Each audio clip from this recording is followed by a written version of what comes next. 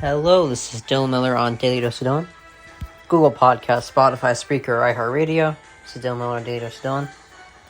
Alright, we have a lot to uncover. Obviously, I had work the last 4 days, Tuesday, Wednesday, Thursday, Friday. And it's possible I'll have that kind of schedule until school starts. But I'm still going to do my best to fill all the information up. Like, today I'm probably going to go through what I would have went through the last 4 days, because I did gather the data and the topics that I wanted to talk about the last few days, so, uncover that. So I wanted to talk about CJ Stroud to open this up. It's hard to evaluate him, and it's going to be hard to evaluate his potential because he's on the Texans, so it's going to be tough to tell if he's special and he's just not winning because he's on the Texans, or if he's really not doing much to help, But you see, in the last few years, like the last decade, there haven't been that many really special quarterbacks drafted.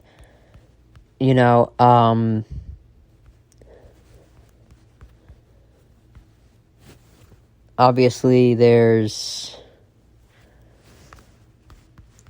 I'd say Allen, Burrow, Lamar Jackson. I'd say Trevor Lawrence. I'd throw him in there too. Obviously Mahomes, Herbert.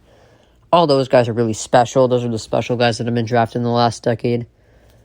I'd say Kyler Murray and Jared Goff are kind of in probably a tier 2. If we had to do tiers. But there's a lot of guys that aren't really going anywhere. Blake Bortles, obviously he ain't going anywhere. Sam Darnold probably isn't going to make it very far. Johnny Manziel didn't work out. Josh Rosen didn't work out. Trubisky. Carson Wentz flailed out. There's Zach Wilson too. Stroud, I'm just not sure. This draft, there is the quarterbacks in question are Stroud, Young, and Jefferson. And I'm skeptical about Stroud because Ohio State, high-end college schools don't really produce great quarterbacks. Ohio State and Alabama, they haven't produced great quarterbacks in a while. Justin Fields still has some time, but he hasn't given me any reason to believe he's special, other than the fact that he can run. With Alabama, obviously Jalen Hurts looks good, but Jones isn't looking good, and Tua is a question mark. So, other than Jalen Hurts, the last quarterback that worked at Alabama was Ken Stabler. And having a great situation like Ohio State or Alabama, where you have a great O-line, great receivers, great defense, great coaches, it doesn't prepare you for the harsh reality of the NFL. So I think if one of these guys out of young Richardson or C.J. Stroud is going to be a bust, my guess would be C.J. Stroud. All right, let's shift to this. So the coaches poll came out obviously a few days ago, but I wanted to uncover it. Jim Harbaugh and Michigan were ranked second. And honestly, I'm not surprised. Jim Harbaugh has honestly had a great career at Michigan. I mean, you can say he flopped in the NFL, but I mean, listen, he made a Super Bowl with Colin Kaepernick as his quarterback. And even Nick Saban didn't have the best NFL career. He's done a great job in college football so far. 77% win percentage for him. So, I think Michigan's going to have a hell of a season. Because, Jim Harbaugh, Just because you don't do too well in the NFL doesn't mean your lack of success is going to transition to college. Now, he may miss a few games, but he's 74-25 at Michigan. If you ask me, that's a solid record with them. Overall in college, 132 and 52. I don't see where you can criticize all this. He was a coach of the year, too, in 2021. Don't forget that. Also coach of the year in the NFL, as much as we say he flopped.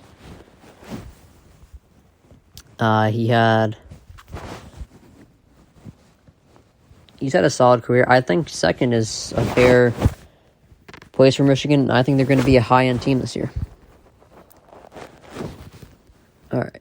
Let's move to the Steelers. So, Steelers are a weird team.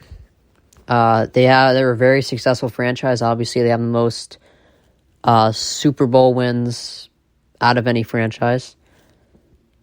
But the last 12 years, since 2010,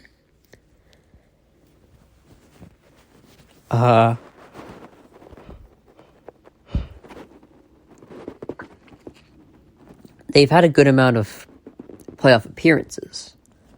But as far as playoff wins, you'd be surprised at how little they have. So if you look at the amount of playoff wins over 12 years, obviously the Patriots are ahead. They got 16. Chiefs got 12. Niners have 11. Seahawks have 9. Ravens have 7. Rams and Packers also have 7. And Eagles and Broncos have 6. So the Steelers are in the top 10.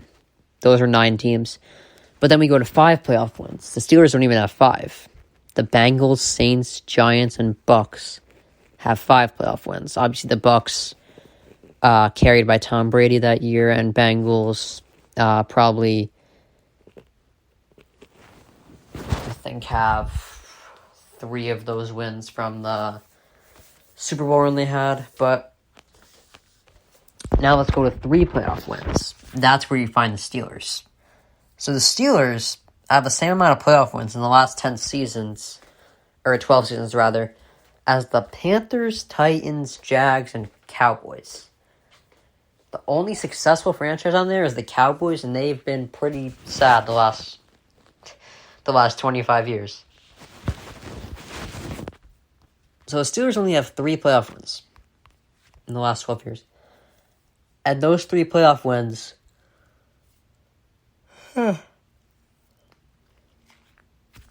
came against A.J. McCarron, Matt Moore.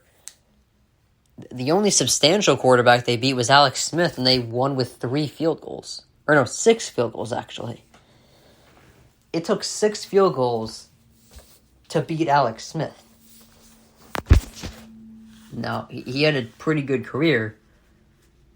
But if 2 of your 3 playoff wins came against Matt Moore and A.J. McCarron, I hate to say it, but that's not that impressive.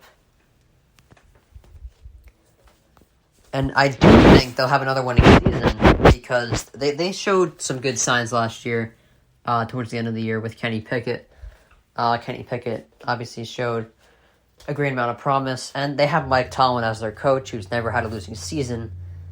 So I do think Tomlin's brilliant way of coaching and Pickett's development will carry them to a winning season, but I don't see them going that far in the playoffs if they make it.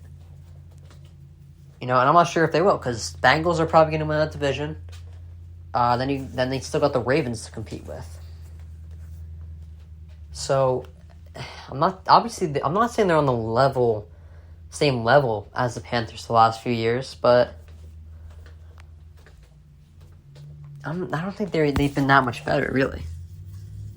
as successful as their franchise is historically, the last 12 years have been rough. Alright, so Austin Eckler says he sees some growth in Herbert. He thinks Herbert is developing into a veteran quarterback. That I think they should make the playoffs. The Chargers.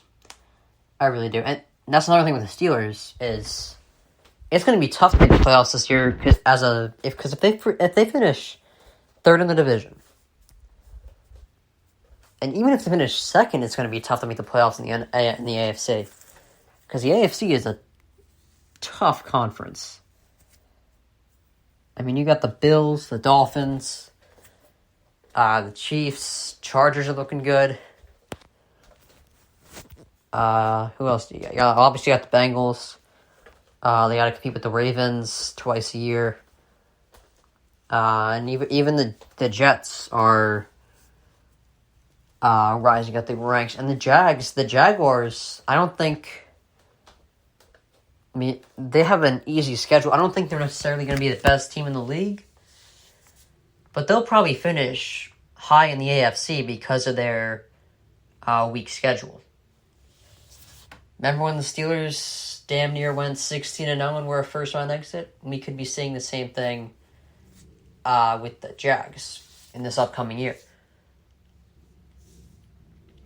But, the Chargers, I think they're a promising team. Obviously, Herbert, probably the best quarterback in that draft class. Him and Joe Burrow are neck and neck, in my opinion. Obviously, due to Burrow's success, I would take Burrow over Herbert if I had to choose, but I think they're about even. Also, they got Rashawn Slater back, who I think is going to be substantial for that O-line, and Justin Herbert. If Keenan Allen stays healthy. The only problem with the Chargers is that their coach is questionable. And if you want to contend for a Super Bowl, obviously you need a solid, proven coach. At least the Steelers have a solid coach. We don't know about Brandon Staley yet. And this is probably going to be the year we find out if he's a legit coach or... I mean, I think if he is...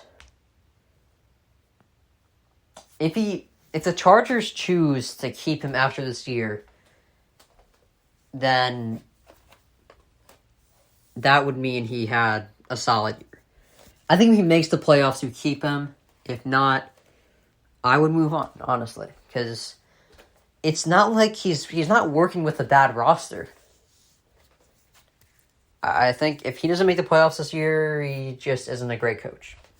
That's just my opinion. All right. So Christian McCaffrey is looking to master the Niners' offense in training camp, and honestly, I think this year with the Niners, they're going to be a dangerous team. I'm going to count down my top 10 NFL teams in a bit.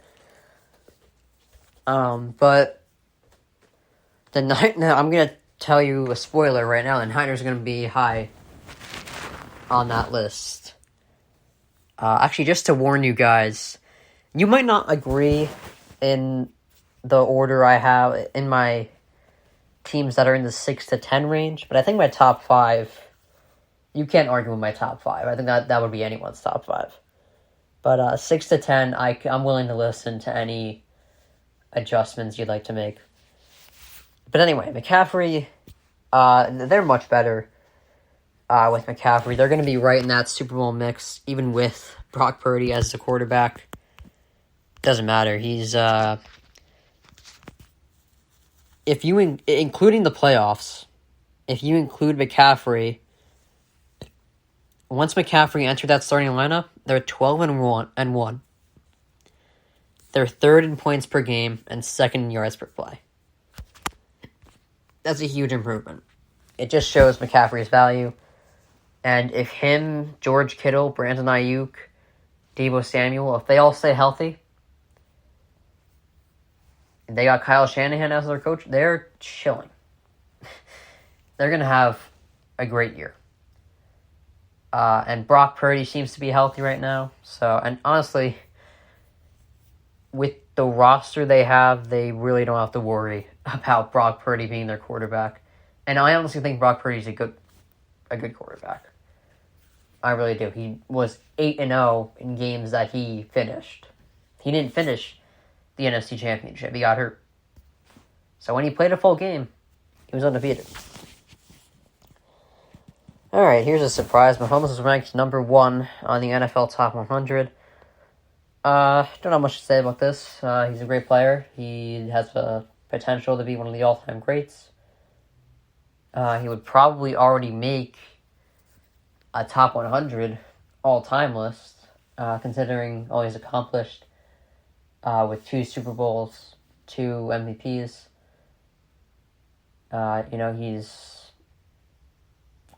He's developed quite a career already at such a young age. Alright, so Jerry Jones and the Cowboys are not surprised by the lack of progress in the Zach Martin holdout. You might want to be a little more surprised. I would rather than be surprised, because that would mean they're trying to do something about it. I mean, I know it sucks when one of your top players is holding out, because you're trying to do what's best for the team and what's best for and what they're asking for. But, I mean, you got to at least put an effort in. Like, when you say you're not surprised by the lack of progress, that tells me you're not doing anything about it, Jerry Jones. And, Dak, when they're Dak dependent, the more they depend on Dak, the less successful they are. That's what the stats are telling me. Dak's a solid quarterback. I'd say he's like a B+, maybe a B quarterback. He's probably find himself in the 10 to 15 range among quarterbacks. I don't think he's bad. But he lost his offensive coordinator, Kellen Moore. He's gone. He's dealing with this Zach Martin problem. If Zach Martin's not playing for them, his O-line is shot. And as great as Pollard was last year, he's coming off a broken leg. It's not going to be easy. But when they depend on Dak more, the less successful they are. So when Dak throws the ball more than 35 times, their record is 18-25.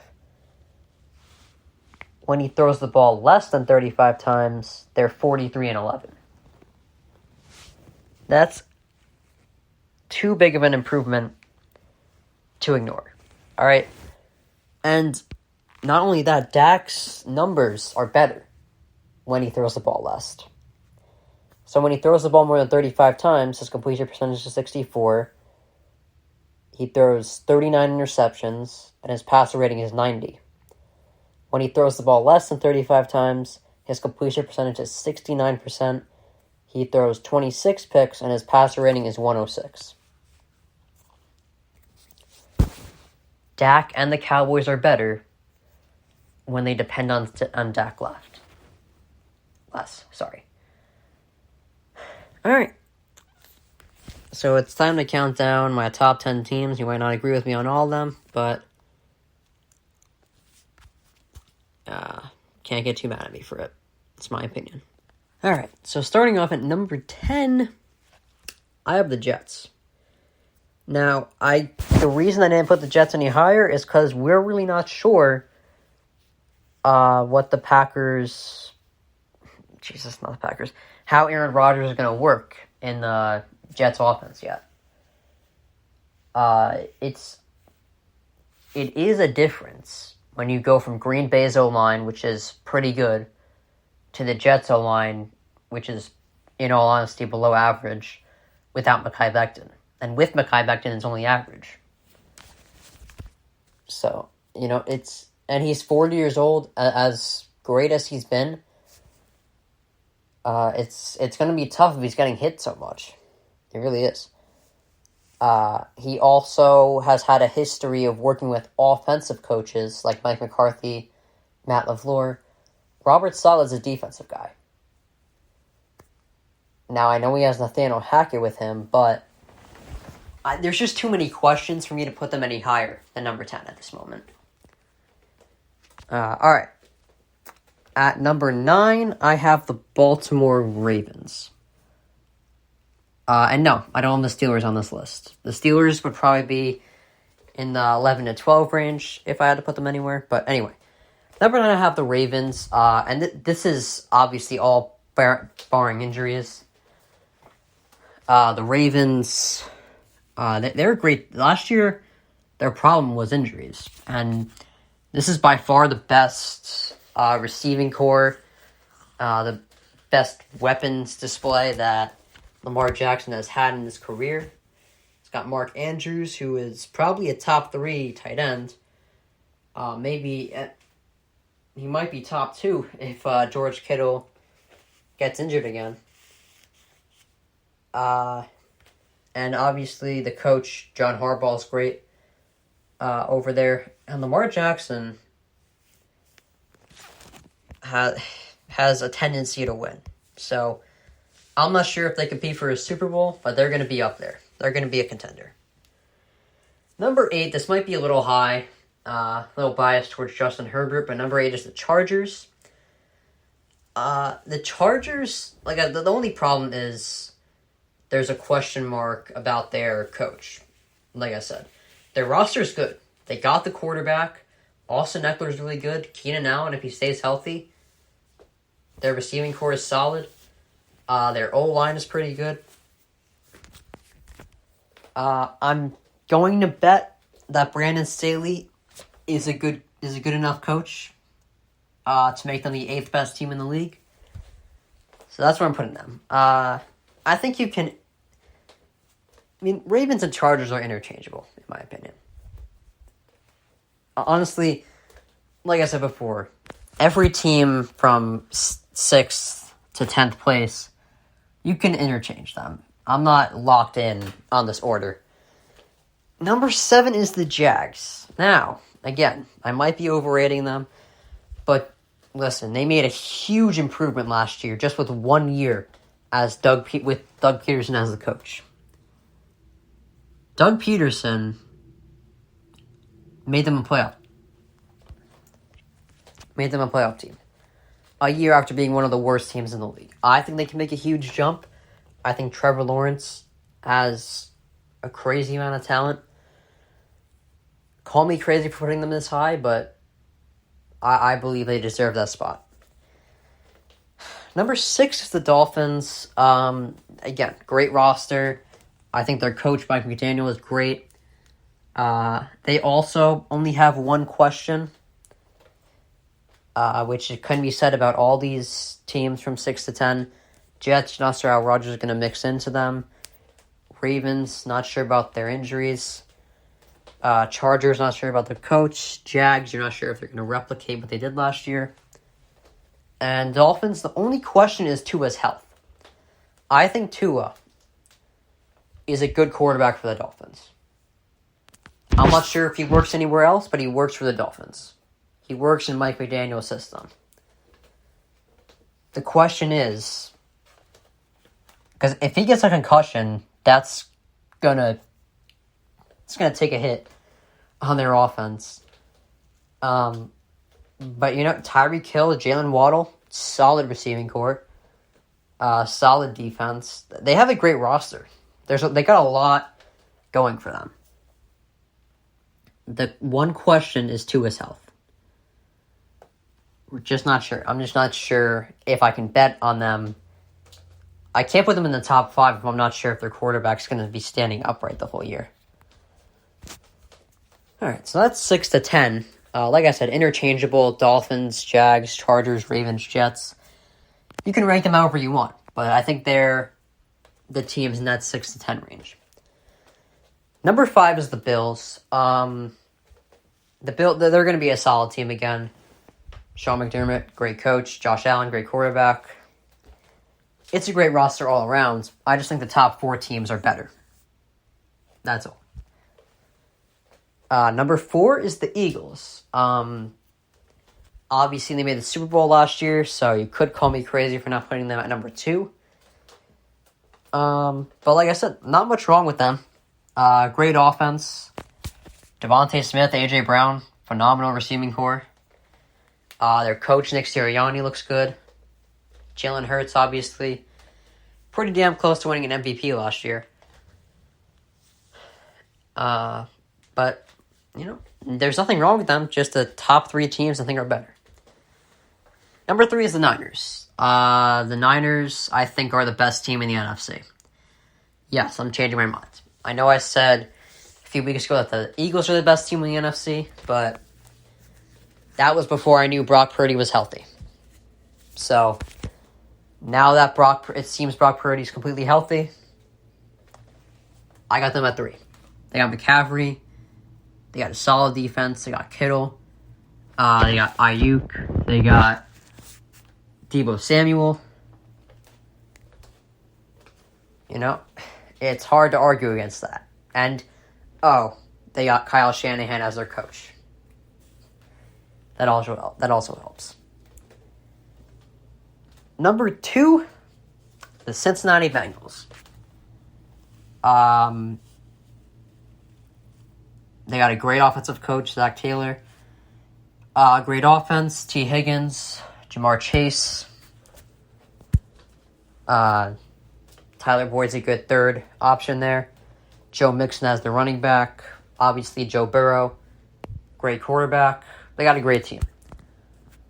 As far as I'm concerned, they're the second best team in the AFC. But number 1, obviously the reigning champs, the Chiefs, are number 1 still. I genuinely don't think any loss to their receiving core matters because they lost Tyreek Hill and still won. Still won it all. Great coach, Andy Reid. Best quarterback in the league, Patrick Mahomes. They got a good offense all around. They're the reigning champs, so it's hard to not put them at number 1 in my preseason top 10. All right, speaking of the Chiefs, their GM, Brett Veach, apparently has no intention on trading Chris Jones. Obviously, there's no reason to. Chris Jones, in the best, on most days, is the best defensive lineman on the field. Obviously, if he plays the Rams, Aaron Donald is better, but he's almost unblockable. He's definitely a top 3 defensive lineman in the league. I don't think they have to make him the highest paid, but he's a solid player, and I do think that they will retain him. All right, so Daniel Jones is very confident in himself following his, I guess you could call it a breakout season. And honestly, he kind of reminds me of Alex Smith. He doesn't have to be... like I said, I do think they paid him too much. Given what he does. But honestly, he doesn't have to... If he has Brian Dable as his coach, Saquon Barkley... and that defense, he doesn't need to be much. I mean, Alex Smith was a very similar player. If Jones can do what he did last year, they'll be in a good spot. All right. So Baker Mayfield is a weird quarterback, and this is why I'm going to explain to you why I think the Bucs are going to finish last in that division, despite how bad it is. The Panthers, I think, are going to be a fun team. I don't think they're going to be a great team, but they're going to be fun to watch and very interesting. Obviously, because they have Bryce Young at their quarterback. They'll probably be third in that division, if I had to guess. Maybe second. They can fight for second. The winner's going to be the Saints, because they just have the best all-around roster there. But, Falcons and Panthers will probably fight it out. Falcons are also a fun watch. Drake London's very interesting. Kyle Pitts is a great tight end. Desmond Ridder is going to be an interesting story this year. But what are we going to be excited about with the Bucs? like with all those teams, the Saints, the Panthers, and the Falcons, although I don't think they're going to go very far, they're going to be interesting to watch. Like, they have at least one thing to be excited about. What do the Buccaneers have to be excited about? Tom Brady retired. That's already a negative. You got Baker Mayfield as your quarterback, who in his last 17 starts completes 57% of his passes and has 18 interceptions in his last 17 starts. That's hard to wrap your arms around. So, honestly, I don't see why the Bucs will finish any higher than the bottom tier of the league. Alright, so that's... I was going to end Tuesday on a negative note, so I'm happy I'm going to try to fit in all these for the next 3 podcasts. So I have the information, what I wanted to talk about on Wednesday, Thursday, and Friday. I'm going to try to include all that. But I know how much longer, so I might separate this into another podcast later on in the day. So just be aware of that. Alright, so Hard Knocks premiered on Tuesday with the Jets. And, I think they'll improve. I just don't know where they'll land. Now, obviously, they'll improve because they don't have Zach Wilson and Aaron Rodgers. But I just don't know where they'll land in the tough AFC conference. And on top of that, they're in a tough division. They could very well have a solid year and still finish third with the Dolphins and Bills ahead of them. And their O-line is in question. Although, what I did take from it, from what I saw on Tuesday, I think Aaron Rodgers is going for a bit of a rebrand, kind of like Tom Brady did in Tampa. Tom Brady was much... everyone... I feel like everyone liked Brady more in Tampa than we did when he was with the Pats. I think that's what Aaron Rodgers is going for. He's trying to be more likable here than he was in Green Bay. And I think Aaron and HBO are trying to show that he's capable of getting along with others. He's not difficult and... he's not the guy that a lot of analysts were making him out to be in Green Bay. Alright, here's a guy that didn't make many friends when he was in the NFL, Johnny Manziel. There was a documentary about him. There's a new Untold documentary about him. He reveals he watched zero film in his time in the NFL, and, to his credit, he admitted it. He didn't try to hide it. But it's just, think about how committed fans are. There's some fans that... there's people that fly from Miami to California to see a Dolphins-Niners game. That's how committed fans are, but the starting quarterback can't watch some film? It's hard for me to believe, and this is why I didn't last, Johnny Manziel. It's just insane to me. That he... Because he was supposed to be a solid quarterback, but he not only completely missed his expectations, he went way beyond that. But I'm not going to stay on that topic for too long. So, yeah, with the Jets' expectations, Rodgers, honestly, I always found his mobility underrated in Green Bay. Because there were some times he would get under crazy pressure and get out of it. But he was younger in those careers. And not those careers, Jesus. He was younger when he was doing that. And he had a good offensive line, so he didn't do it often, but when he did it, it was quite incredible to watch. It's just he's not going to be as mobile when he turns 40. And this is the weakest O-line he's had in his career. And it's going to be tough playing the Bills and Dolphins twice, who have solid defensive lines. You know, even the Pats, playing them twice a year is going to be tough for Rodgers because they also have a solid defensive front.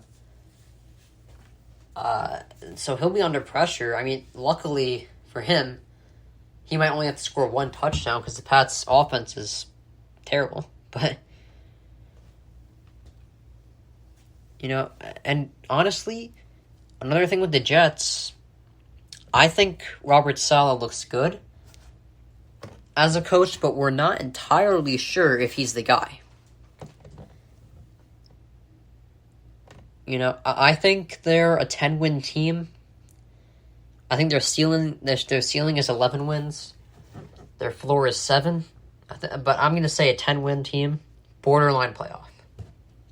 That's my guess for the Jets. All right, so Ron Rivera apologized for his comments about Eric Bieniemy.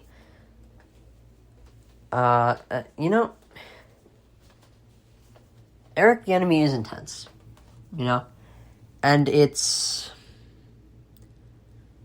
I mean, there has to be a reason people weren't hiring him as their coach in spite of his great success as an offensive coordinator. You know? I just don't see Washington doing too well. I think the more questions teams have, the less successful they'll be. Like, the Commanders, you're not sure if Sam Howell's a new quarterback. You're not sure about him. There's a lot of questions surrounding the Commanders right now. But we'll see how that all works out. So, Dak Prescott was intercepted 3 times at practice.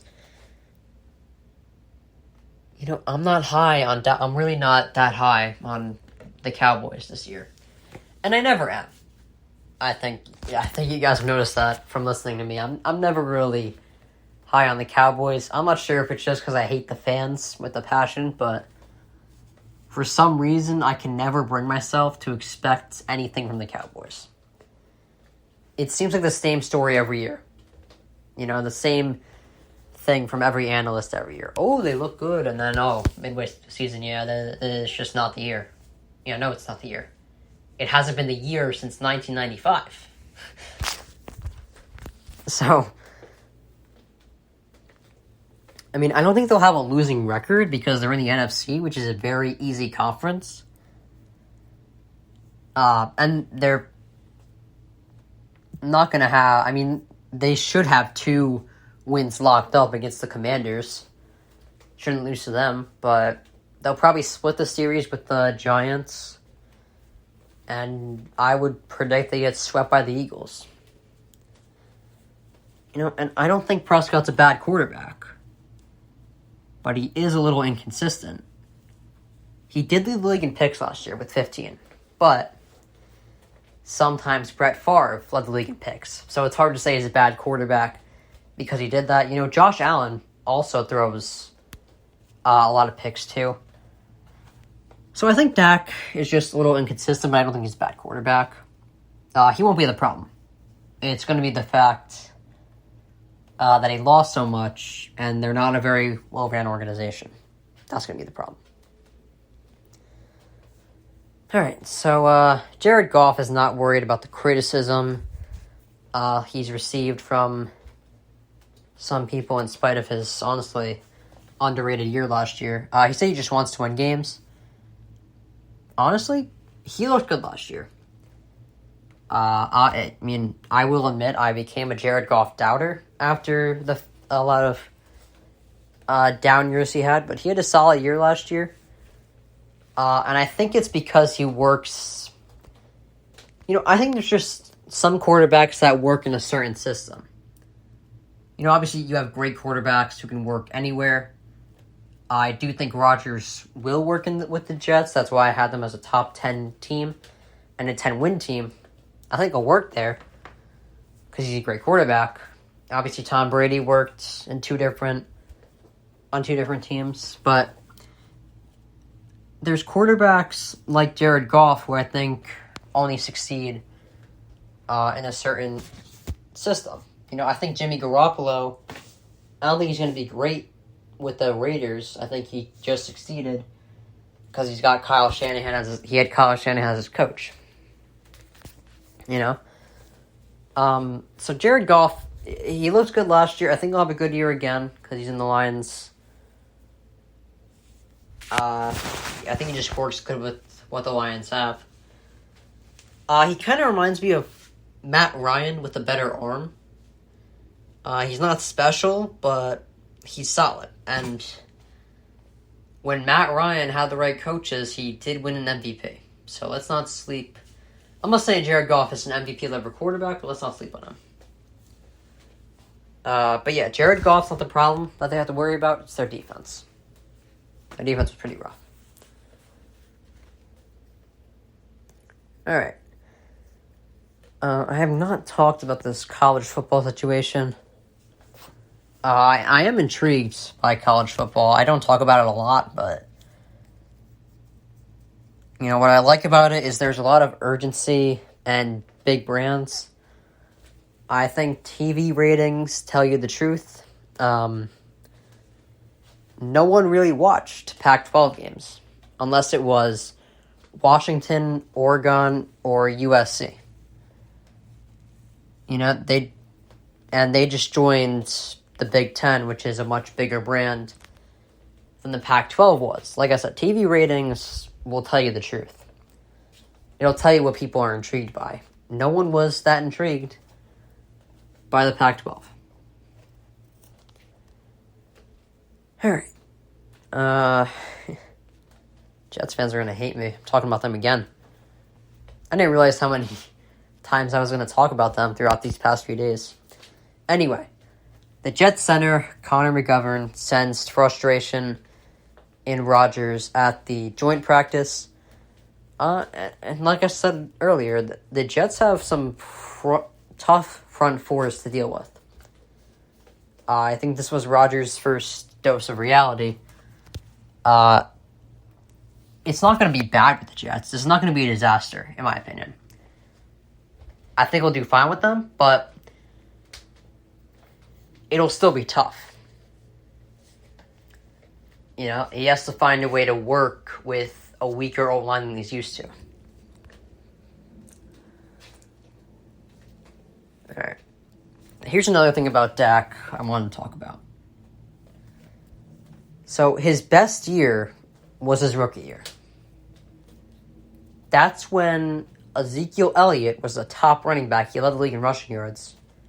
He also had the best O-line in the league by far. And when Zeke had his best... In Zeke's best 2 years, that's when Dak made the Pro Bowl.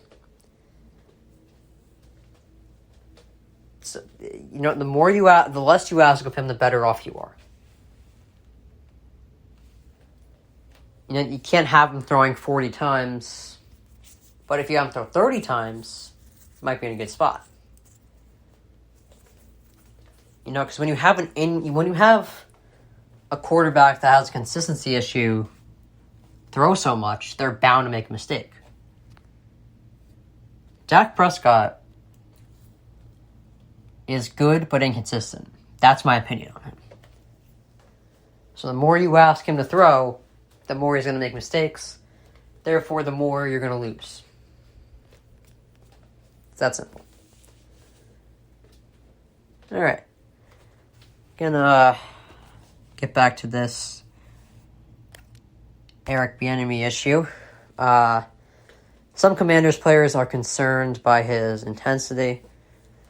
And, I don't know if Bieniemy is going to be very great with Washington. He's not exactly working with Andy Reid and Patrick Mahomes now. And when you're not working in such a great situation, you could get exposed. It's the same thing with coaches and players. Mac Jones was phenomenal with Alabama. He doesn't look that good with the Pats.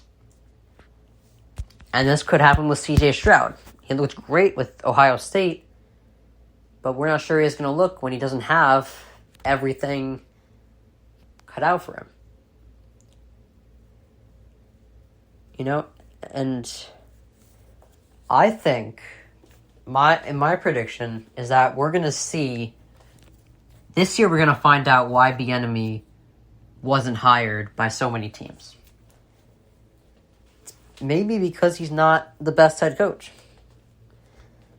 So think about it. I think it's very possible that offense in Kansas City was such a powerhouse because of Andy Reid. Andy Reid is a great coach, great offensive coach. But think about it. Bill Belichick is the best defensive coach ever. And when Matt Patricia went to coach the Lions, he flopped.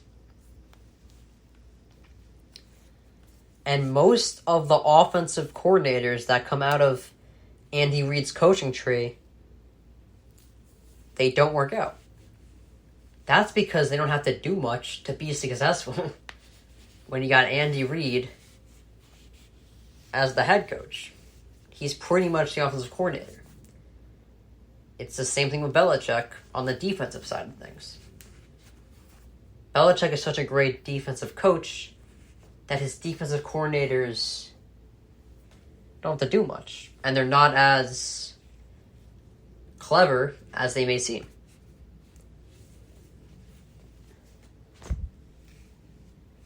So, I think it's very possible Bieniemy gets exposed this year, and he's really not as good as we all thought. We're going to find out why he was never hired.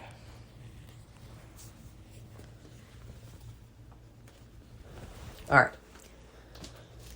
So Russell Wilson agrees with Peyton's expectations that the Broncos are going to be great this year, make a huge jump. Did he have Wilson playing much yesterday? Hold on. Gotta check. Yeah. So Wilson, 7th for 13, 93 yards, touchdown, 102 passer rating. Last night in his first preseason game. I don't mind Peyton asking Wilson to play preseason games. Get used to the system. It's not the worst idea. And I do think they're going to make a big improvement this year because I think the problem was not their roster, but, I think Nathaniel Hackett just wasn't a great head coach. And obviously, I said this a few weeks ago, and I brought up Todd Bowles. He was a bad head coach with the Jets, and he was a bad head coach this year with the Bucs. But as a defensive coordinator, he held Patrick Mahomes to 9 points.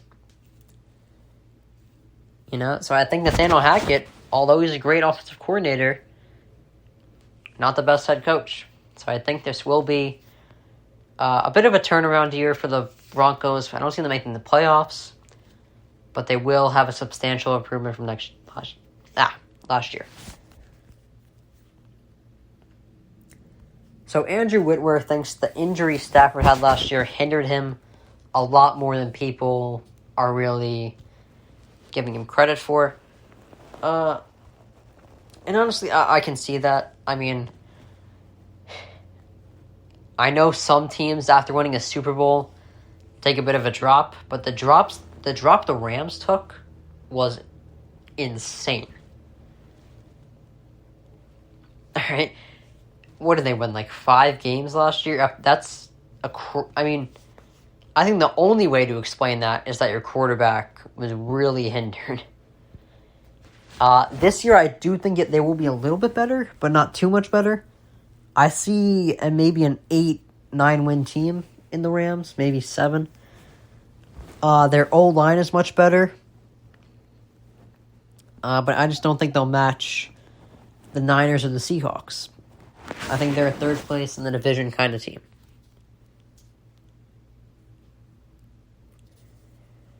Alright, so after the top 100 came out, Mahomes praised Joe Burrow as a stone-cold killer. I'm thinking these two, the Burrow-Mahomes games are going to be, I think they're going to be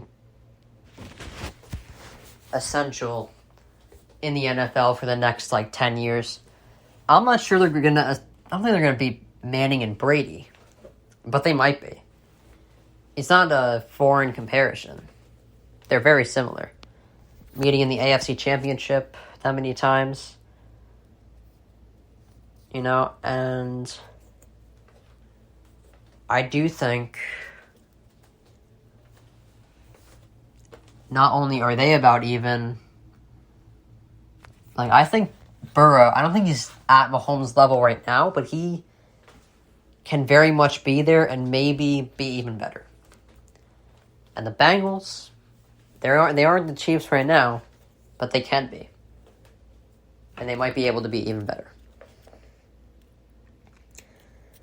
Alright, so, I wanted to talk about this on Thursday, but unfortunately, the NFL preseason already started. So, what I was going to say was there's a lot of QB questions. The Steelers with Kenny Pickett, Richardson with the Colts, Green Bay with Jordan Love, the Bears with Justin Fields. We still don't know about him yet.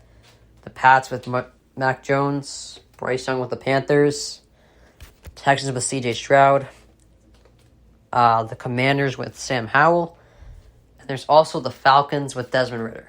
We got a lot of quarterback questions. And we're not going to figure it out in the preseason. Don't think we are. We're going to figure it out during the season. And it might take us a few seasons to figure out some of them. But that's the only thing I'm going to be following. I don't usually like to follow the preseason, but I am going to follow how the quarterbacks are doing. Because I think it's very important. It's the first glimpse we get at how good they truly are. Alright, so Aaron Rodgers had some praise for the Panthers quarterback Bryce Young. He said they're in good hands with him. I think he'll be successful. He plays. He seems to play with urgency. And that was my problem with Jay Cutler, Johnny Manziel, Drew Lock. They always seemed really casual. They didn't seem to be very urgent. They were very casual, highly inconsistent, a little wild. But with Bryce Young, he seems to play with urgency. I mean, like I said, I'm going to give it some time before I make a judgment call on him. But I don't know. We'll see how he does. All right, so Jimmy Garoppolo said the Raiders pushed him to do foot surgery, and he's thankful for it, obviously. Garoppolo, his problem has always been he's injury-prone. He wins a lot when he is healthy. That's what his record shows, but I do think we have to include the fact that he had Kyle Shanahan when he won that much. Josh McDaniels is not Kyle Shanahan. So we'll see what he does with the Raiders. If he wins a lot, then we know what he is. If not, we also know what he is. If he doesn't win, he's a system quarterback. But if he does, then he's an injury-prone quarterback that wins when healthy. All right, so we'll see how the Raiders... I don't think the Raiders are going to be that good, but we'll see what Jimmy Garoppolo does. All right. So, Kirk Cousins is still trying to meet expectations in Minnesota. Kirk Cousins... It's weird. He's kind of in the same place as far as quarterback rankings go as Dak is. But for a completely different reason. I think Dak has a pretty high ceiling, but he's very inconsistent. He's not the most accurate. Kirk Cousins is very accurate. You know what you're getting with him. He's consistent. But he has a low ceiling. You know, I think what we saw last year is probably the best he can be. And I think the Vikings can very much be contending for a top spot or probably the third spot in the NFC. Like I said, I think Lions, Vikings are probably the two teams that are going to be fighting for that third spot. Because I think the top two spots are reserved for Philly and San Francisco. So, we'll see how they're doing. The Vikings. They're going to have a good battle with the Lions, I think. I think the Lions are a little more talented. But it's hard to argue against the Vikings who just won it last year and went 13-3.